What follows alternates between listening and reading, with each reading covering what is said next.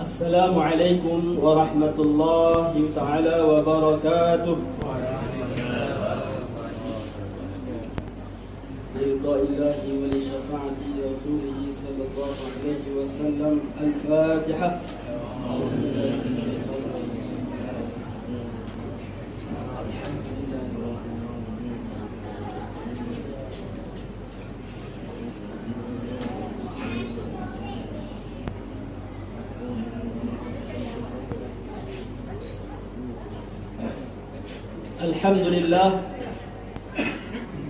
Alhamdulillah nasta'inuhu wa nastaghfiruh wa na'udzu billahi min shururi anfusina wa min sayyiati a'malina. May yahdihillahu fala mudilla lahu wa may yudlilhu fala hadiya lahu. Ashhadu an la ilaha illallah wahdahu la sharika lahu wa ashhadu anna Muhammadan 'abduhu wa rasuluh. Allahumma salli wa sallim wa barik wa syarif wa karrim ala al-muallim habibi rabbil alamin sayyidil mursyidin Muhammadil amin wa ala alihi wa sahbihi ajma'in. Amma ba'du.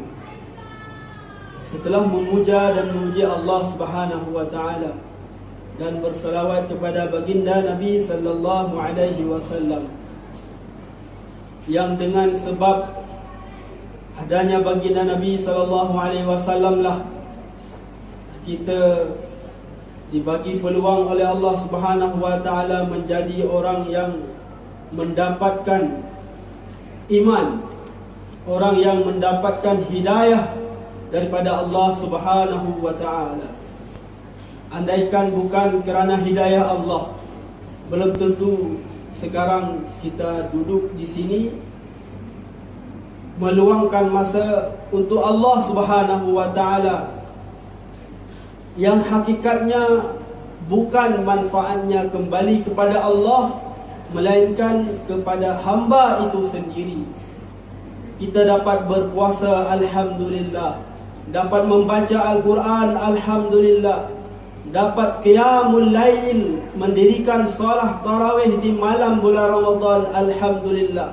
Selanjutnya malam nanti dapat bertahajud, alhamdulillah. Kemudian terus lagi bersahur dan teruskan puasa sampai kepada penghujung puasa, alhamdulillah. Ini semua kita kena tahu bahawa di sebalik semua itu ada jasa seorang yang paling hebat di dunia ini. Ada jasa seorang insan yang paling mulia, yaitu jasa baginda Nabi Muhammad sallallahu alaihi wasallam. Kita merasakan dapat beribadah kepada Allah ini kerana pengorbanan mereka. Jangan kita lupakan pengorbanan mereka. Kalau bukan dulu para sahabat meninggalkan isteri mereka yang mereka cintai, kalau bukan kerana perjuangan mereka para sahabat meninggalkan anak-anak mereka, bukan meninggalkan sementara 3 hari seperti kawan-kawan kita yang di jamaah tabligh 3 hari 40 hari. Bahkan mereka tidak kembali kepada keluarga mereka kerana memperjuangkan agama. Tidak kembali kepada keluarga mereka. Ketika izin kepada keluarga mereka pun, ketika mau ditanya, abang nak pergi berapa lama? Abang nak pergi berapa lama untuk agama ini? Maka tidak ada jawaban. Tidak ada jawaban berapa lama mereka akan pergi. Kenapa? Kerana mereka tidak akan mundur, mereka tidak akan pulang, mereka tidak akan kembali sebelum Islam tegak di permukaan bumi ini, sebelum syariat Allah Subhanahu wa taala menjadi undang-undang yang paling diutamakan oleh hamba-hamba Allah Subhanahu wa taala. Apa manfaat untuk mereka? Apakah mereka mendapat gelar datuk selepas mereka memperjuangkan agama? Apakah mereka dapat gelar yang orang-orang sekarang kita cari gelar-gelar yang tinggi-tinggi? Apakah itu yang mereka cari? Tidak. Mereka tidak ambil sembarang upah pun. Bahkan upah mereka hanyalah keridhaan Allah yang mereka cari. Diri mereka korbankan, harta mereka korbankan. Ini para sahabat dahulu. Sehingga kita dapat duduk seperti ini. Yang lelakinya dapat menutup aurat. Dapat kita lihat orang-orang yang di kepalanya ada songkok. Dapat kita lihat di kepala mereka ada kopiah, ada serban, ada sunnah Nabi di dalam kehidupan mereka, hamba-hamba Allah ini. Dan kita dapat melihat para perempuan dapat menutup aurat mereka. Bahkan sebahagian daripada mereka ada yang dapat berkurdah, dapat berniqab, berhijab. Ini semua, di sebalik semua itu ada perjuangan baginda Nabi SAW yang jangan kita lupakan. Hadirin kaum muslimin dan muslimat yang dirahmati Allah Subhanahu wa taala. Kemudian selanjutnya yang saya hormati dan yang saya sangat berterima kasih sekali, terutama kepada pengurus surau kita, Dr. Rashid yang mulia, yang dirahmati Allah Subhanahu wa taala, dan kita semua patut berterima kasih kepada beliau dan kepada seluruh ahli jawatan kuasa surau Al-Ansar. Kerana walaupun kita tidak melihat langsung, sama ada kita dapat melihat langsung ataupun tidak, ini kenyamanan, keselesaan yang disediakan kepada kita ini adalah jasa daripada mereka-mereka. Semoga Allah Ta'ala terima pengorbanan mereka. Yang mereka buat adalah untuk keselesaan kita. Bahkan mungkin kita kalau ada lihat sedikit kekurangan, kalau boleh jangan kita lihat di kekurangan itu, tapi kita lihatlah di kelebihan yang disediakan. Kekurangan mesti ada kekurangan. Jemaah yang dikasihi oleh Allah Subhanahu wa taala.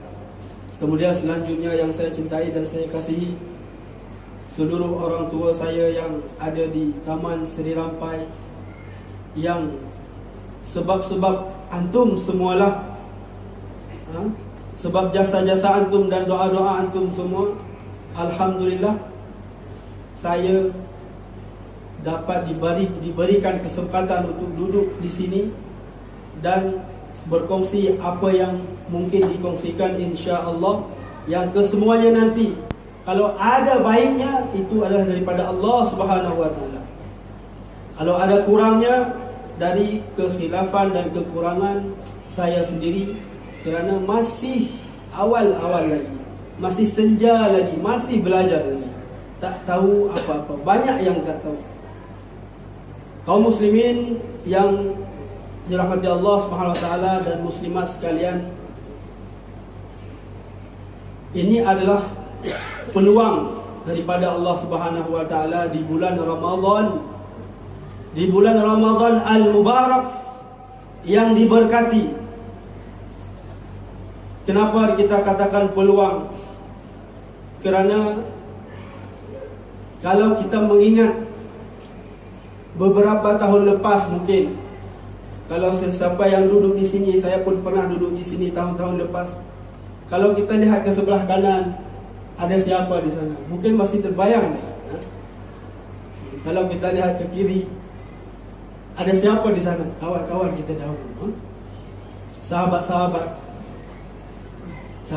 kita di Taman Seri Rampai ini. Kalau kita lihat di sana, di sudut sana tu, ada siapa di sana juga.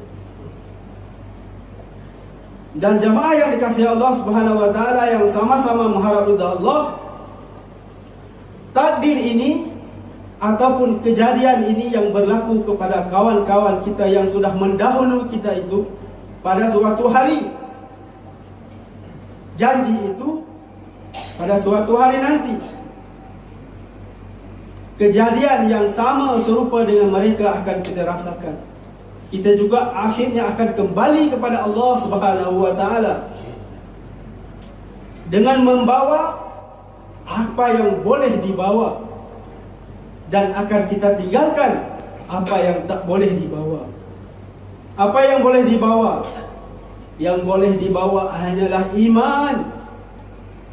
Iman dan amal, hanya itu yang boleh dibawa. Selain daripada itu yang kita kumpulkan, harta kita kumpulkan. Kalau sehingga dengan sebab mengumpulkan harta itu tidak sempat kita berjamaah di dalam solat 5 waktu. Kalau disebabkan jawatan yang kita kumpulkan sehingga kita tidak sempat untuk mengaji Al-Quran, tidak sempat untuk membaca Al-Quran, mengkhatamkan Al-Quran, tidak sempat berzikir kepada Allah Subhanahu wa ta'ala, tidak sempat menyambung silaturahim dengan saudara mara kita, ini sangat rugi dan rugilah orang itu. Kenapa? Setelah mereka mendapatkan harta, setelah mendapatkan jawatan, ternyata ketika mereka kembali kepada Allah Subhanahu wa ta'ala, harta dan jawatan itu tidak dibawa bersama dengan mereka, melainkan harta yang diinfakkan fi sabilillah, yang diinfakkan di jalan Allah Subhanahu wa ta'ala. Maka orang yang cerdik, orang yang cerdas, orang yang pandai adalah orang yang kalau dia cinta kepada hartanya, maka dia akan hantar hartanya lebih dahulu sebelum dia dihantar oleh Allah Subhanahu wa ta'ala.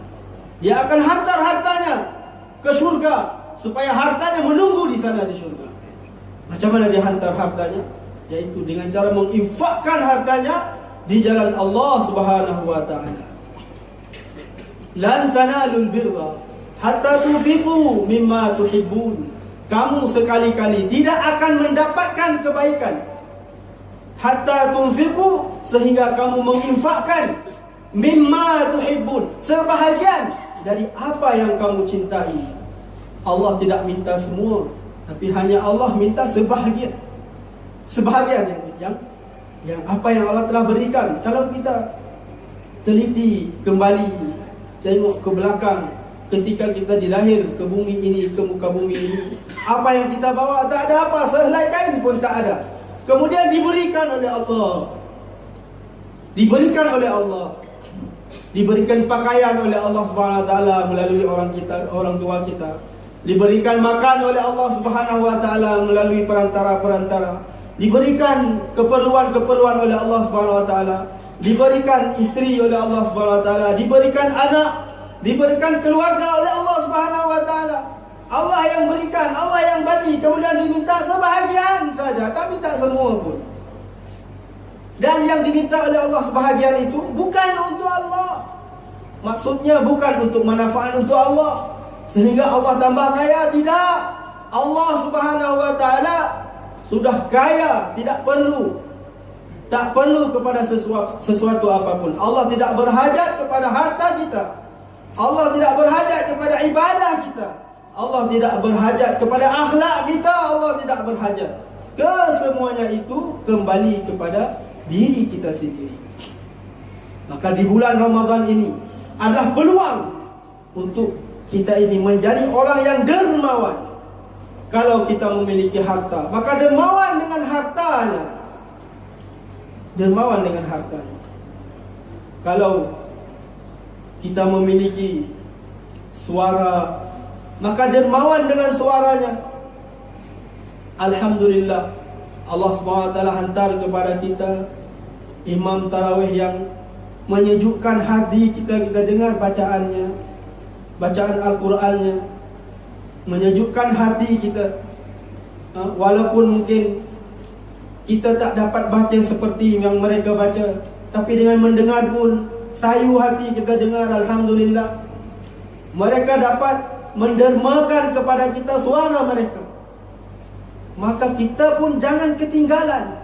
Kita pun jangan ketinggalan. Kita pun kena dermakan suara kita juga.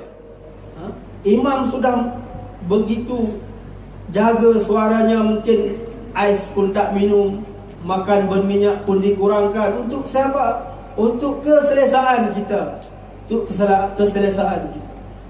Maka kita pun kena seperti itu. Selepas 2 rakaat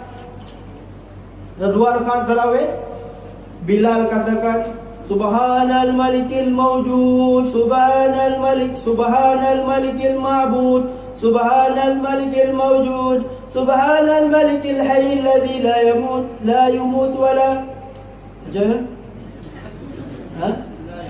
la yanamu wa la yamutu abada.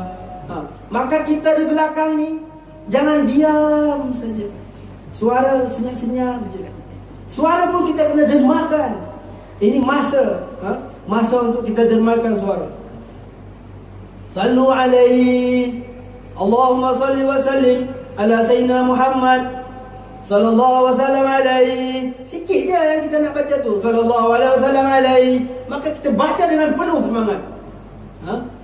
Kita baca dengan penuh semangat. Kenapa? Pada masa itu yang terbaik bukan hartamu. Pada masa itu ketika disebut sallu alaihi ataupun Allahumma salli ala sayyidina wa habibina wa syafi'ina wa zuhrina wa maulana Muhammad. Ketika itu bukan yang terbaik itu hartamu, bukan yang terbaik itu jawatanmu, bukan yang terbaik itu keluargamu, kehansamanmu, bukan. Yang terbaik ketika itu adalah selawatmu kepada baginda Nabi sallallahu alaihi wasallam. Allahumma salli wa sallim alaihi. Kenapa? Celakalah orang yang mendengar namaku disebutkan di sisinya, akan tetapi lam yusalli alaihi, akan tetapi mereka tidak berselawat kepadaku. Rasulullah doakan kecelakaan. Rasulullah mendoakan kecelakaan kepada orang yang mendengar nama Nabi disebutkan, tetapi mereka kedekut dengan suaranya untuk berselawat kepada baginda Nabi sallallahu alaihi wasallam. Masa kita sudah 20 minit. Kedekut untuk berselawat kepada Nabi sallallahu alaihi wasallam. Orang ini orang yang didoakan kecelakaan oleh baginda Nabi sallallahu alaihi wasallam. Maka kita tidak mau menjadi orang yang didoakan kecelakaan oleh baginda Nabi. Sedangkan tadi kita dengar tadi penjelasannya bahawa kita dapatkan Islam pun sebab baginda Nabi sallallahu alaihi wasallam. Kita dapat bersolah salam, dapat bertarawih, dapat berpuasa, dapat bersedekah, suka bersedekah, semua dapat kita buat amal. Laisa illa bisababihi sallallahu alaihi wasallam. Tidak lain dan bukan melainkan dengan sebab baginda Nabi sallallahu alaihi wasallam didoakan kecelakaan. Maka kita tak mahu. Seakan-akan ini apa, Rasulullah memang galak suruh kita. Jangan sampai kita membuat Rasulullah ini seperti pengemis, peminta-minta, tolonglah selawat, tolonglah selawatlah padaku, selawatlah. Jangan kita buat seakan-akan Rasulullah kita buat seperti itu. Maka kita berselawat dengan sungguh-sungguh. InsyaAllah. Kenapa? Supaya Rasulullah gembira, Rasulullah suka hati apabila hamba-hamba Allah ini, umat baginda Nabi sallallahu alaihi wasallam, berselawat kepada baginda Nabi, maka Allah langsung yang akan berselawat kepada orang itu. Rasulullah gembira. Maka orang yang di dunia ini selagi ada masa ini dapat menggembirakan baginda Nabi sallallahu alaihi wasallam, maka berita gembiralah untuk mereka bisyafaatihi sallallahu alaihi wasallam yaumul qiyamah. Maka bergembiralah mereka dengan syafaat baginda Nabi sallallahu alaihi wasallam esok di hari akhirat, yang tidak ada penolong pada hari itu melainkan mengharapkan kepada syafaat baginda Nabi sallallahu alaihi wasallam ataupun dengan beberapa amalan yang lain. Kaum muslimin muslimat yang dirahmati Allah Subhanahu wa taala. Jadi kita juga gemar ataupun suka menderma suara kita kalau memang pada masa itu yang diperlukan adalah suara. Kalau pada masa itu yang diperlukan adalah tenaga, maka yang terbaik pada masa itu adalah kita dermakan tenaga. Maknanya apa yang Allah Ta'ala bagi kepada kita, kita infakkan di jalan Allah Subhanahu Wa Ta'ala. Bukan semuanya, walaupun hanya sebahagiannya. Dan semua itu akan kembali kepada orang itu sendiri. Kaum muslimin wal muslimat rahimakumullah, sebenarnya tajuk yang saya nak sampaikan pada hari ini, yang saya persiapkan adalah dikarenakan agama ini adalah perkara yang kita amalkan berulang-ulang kita amalkan, maka ilmu tentang agama itu juga harus disampaikan berulang-ulang. Yang saya nak sampaikan adalah perkara yang bagaimana menjaga puasa kita, menjaga puasa, menjaga diri dari perkara yang membatalkan puasa, dan menjaga diri daripada yang membatalkan pahala puasa. Ternyata jangan mukadimah saja sudah 25 minit saudara. Dan saya ada masa lagi 5 minit, tak boleh lebih. Saya ingat hari itu, saya ingat benda ni kan, pertanyaan. Dia dihulurkan pertanyaan mungkin kepada ustaz-ustaz. Ternyata disuruh berhenti. Jadi saya sebelum notis ni jalan sampai kepada saya, mungkin saya kena bersiap sedia lah. Jangan sampai diberhentikan, berhenti sendiri. InsyaAllah saya akan berhenti sendiri.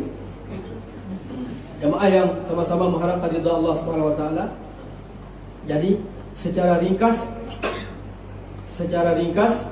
untuk menyemangatkan kita bahawa tajuk yang saya dah persiapkan kita tak masuk, pada masa yang lain mungkin insya-Allah. Jadi keadaan kita beribadah ini, kita jangan sampai lemah semangat kita. Walaupun penat-penat sedikit, seperti itulah sifatnya. Ulama mengatakan seseorang yang taat kepada Allah ini sifatnya, mereka seperti diibaratkan seperti orang yang naik tangga ataupun orang yang naik gunung. Dia akan merasa penat. Naik gunung, naik tangga itu rasa penat. Akan tapi selepas mereka sampai ke puncak gunung, apa yang mereka rasakan? Mereka rasa lega, merasa rehat karena dah sampai. Mereka boleh melihat pemandangan yang dapat menyejukkan hati mereka, merasa gembira. Begitu juga dengan ibadah ini. Walaupun rasa penat sedikit, berdiri lama, alhamdulillah imam kita baca sedap, apa ya yang susahnya? Kan lagi dia panjang dia baca, lagi kita sedap dengar. Tapi kena sediakan semua ada kursi, ada kursi macam tu. Semua duduk je, imam je berdiri. Lain semua duduk, macam mana, cuba bayangkan 1 minit, bayangkan. Dah bayangkan 1 minit lah. Semua imam seorang yang berdiri, yang lain semua duduk. Tak pernah lagi tengok macam tu kan? Kena buat. Nak buat? Tak. Jadi sifatnya dalam beribadah kadang seperti itu. Akan tapi sebaliknya orang yang bermaksiat dikatakan seperti orang yang terjun dari gunung ataupun dari tangga tempat yang tinggi, terjun ke bawah. Ketika dia terjun tu, dia rasa seronok. Tak rasa penat, terjun, rasa sedap, rasa angin, ataupun enjoy, menikmati semasa dia terjun tu. Jadi orang buat maksiat dia rasa kadang enjoy dia buat maksiat, dia suka, dia seronok ketika buat maksiat. Tapi akhirnya kalau bam jatuh ke bawah, apa yang akan jadi? Akhirnya mereka akan, kalau tak mati pun setengah mati, separuh mati, kakinya patah. Tak ada yang melainkan di cerita filem-filem Doraemon ke apa, melainkan yang seperti itu ya, yang jatuh boleh tak ada berlaku apa-apa kan. Tapi kalau pada yang berlaku sebenarnya, kalau jatuh di tempat yang tinggi mesti sampai ke bawah, orang itu kena masuk hospital lah sekurang-kurangnya, ataupun langsung masuk kubur. Jadi seperti itu sifatnya. Walaupun nampak seronok orang itu ketika buat maksiat, akhirnya hatinya tidak akan tenteram. Ini di dunia. Dan di akhirat, orang yang buat ibadah akan diganjari dengan syurga, keselamatan dan kebahagiaan selama-lamanya. Dan orang yang bermaksiat kepada Allah akan dihukum dengan neraka. Kalau dia bukan orang yang beriman, maka selama-lamanya di dalam neraka Allah Subhanahu Wa Taala. Semoga apa yang singkat saya sampaikan ini dapat ada benda yang dapat kita ingat, walaupun hanya sepatah dua patah. Yang berupa nasihat itu semua adalah untuk diri saya sendiri dan untuk kaum muslimin. Kalau nak ambil silakan, tidak pun tidak mengapa. Lebih dan kurang saya mohon maaf. Wabillahi taufiq wa hidayah. Subhanallah bihamdihi, subhanakallah bihamdika, asyhadu an la ilaha illa anta, astaghfiruka wa atubu ilaik. Bismillah, alhamdulillah, Allahumma salli ala sayyidina Muhammad. Allahumma anfa'na bima 'allamtana wa 'allimna ma yanfa'una wa zidna 'ilman nafi'a. Allahumma taqabbal minna innaka antas samiul alim wa tub 'alaina innaka antat tawwabur rahim. Rabbana atina fid dunya hasanah wa fil akhirati hasanah wa qina adzabannar. Wa sallallahu ala sayyidina Muhammad wa ala alihi wa sahbihi ajma'in. Walhamdulillahi rabbil alamin. Wassalamu alaikum warahmatullahi wabarakatuh.